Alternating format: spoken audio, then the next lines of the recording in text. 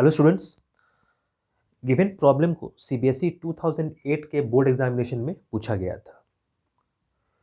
Question कुछ इस तरह से है, show that the square of any positive integer is of the form 3m और 3m+1 for some integer m। तो ये एक इम्पॉर्टेंट क्वेश्चन हो सकता है रियल नंबर्स चैप्टर से, कि क्वेश्चन जो है इस तरह से दिया हो और शो दैट के फॉर्मेट में हम लोगों से पूछा जा रहा हो। तो पहले क्वेश्चन को समझते हैं कि क्वेश्चन में कहा क्या गया है।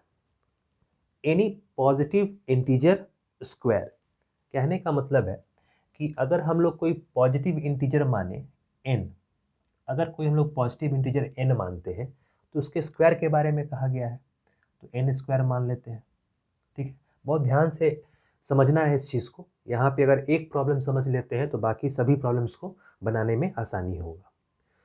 तो ये हो गया n स्क्वायर, ये हम लोग मान लिए।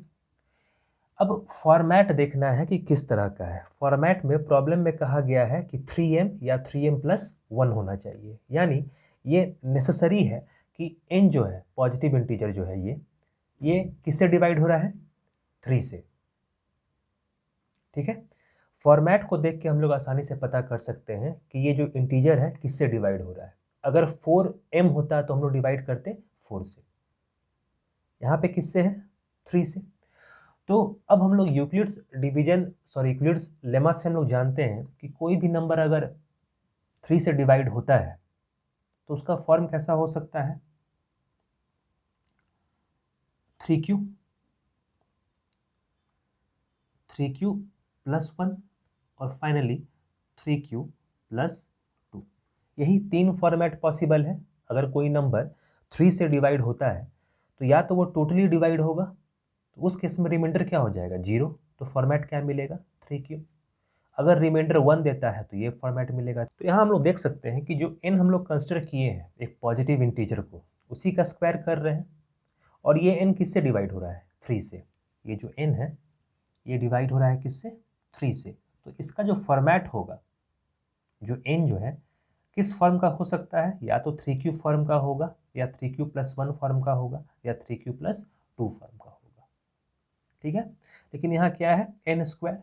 तो n स्क्वायर को हम लोग को प्रूफ करना है कि ये इसी फॉर्मेट में केवल इन 2 फॉर्मेट को ओबे करेगा। तो देखते हैं कैसे। अगर n स्क्वायर अगर इस फॉर्मेट का हुआ, अगर n का वैल्यू 3q हुआ तो हम लोग ऐसा लिख सकते हैं 3q का स्क्वायर।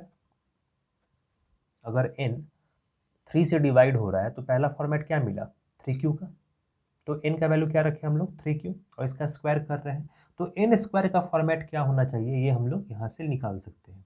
ये कितना हो जाएगा, 9q²। इसी को हम लोग लिख सकते हैं 3 × 3q। और 3q क्या है, कांस्टेंट है कि इंटीजर है, तो इसको एक नया वेरिएबल मान लेते हैं 3m।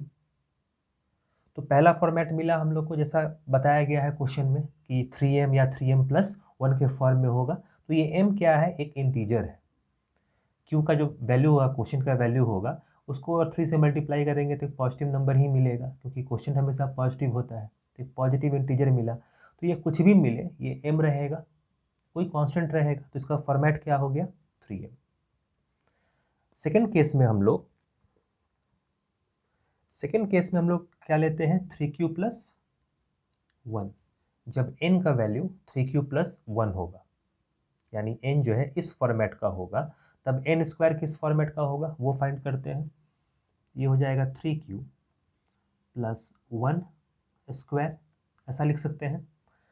इसी को लिखेंगे हम लोग 9q² + 1 + 6q, ऐसा होगा। 9q² + 6q को एक साथ लिखते हैं यहाँ पे, 9q² + 6q + 1, ऐसा लिखेंगे।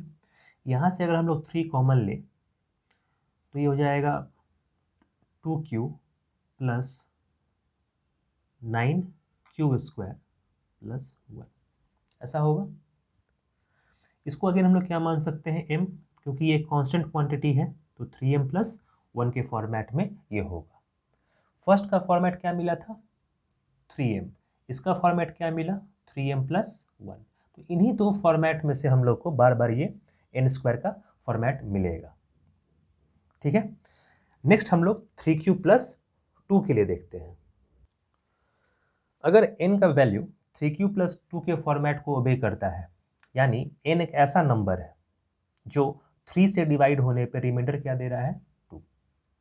तो ये बेसिक चीज़ थोड़ा क्लियर होना चाहिए, यूक्लिड्स डिवीजन एल्गोरिदम क्या है, लेमा क्या है, तो इस प्रॉब्लम को समझने में और आसानी होगा।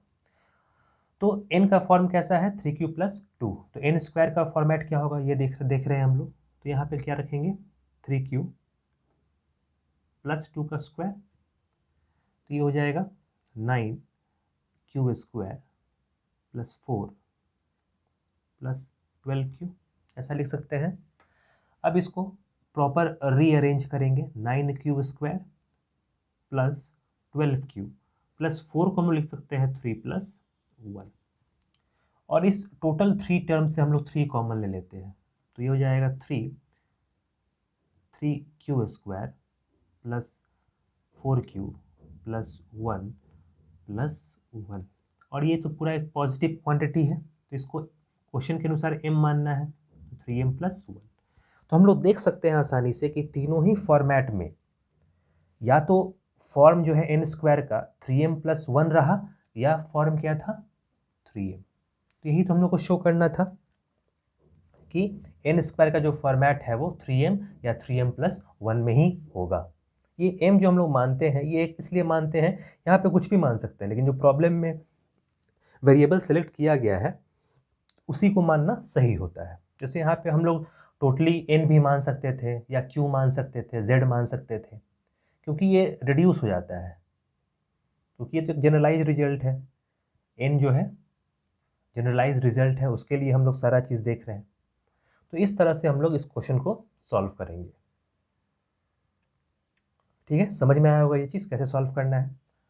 तो यूक्लिड्स अगर लेमा क्लियर है कि हम लोग कैसे डिसाइड करते हैं कि कौन से नंबर को किस नंबर से डिवाइड कर रहे हैं और फॉर्मेट कैसा होगा, तो ये क्वेश्चन बड़े आसानी से हम लोग सॉल्व कर सकते हैं।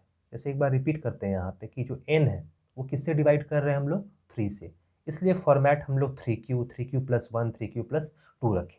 अगर 4 से डिवाइड कर रहे होते तो यहाँ 4 होता, और यहाँ कहाँ तक जाता है, ये 3 तक।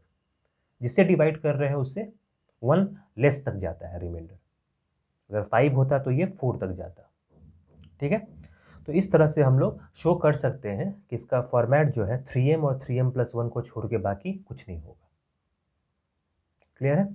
तो CBSE 2008 में ये प्रॉब्लम पूछा गया था, और इसी तरह के अच्छे सवाल को और भी डिफरेंट टाइप के सवाल को हम लोग यहाँ सॉल्व करेंगे। ठीक है, फिर नेक्स्ट क्लास में मिलते हैं।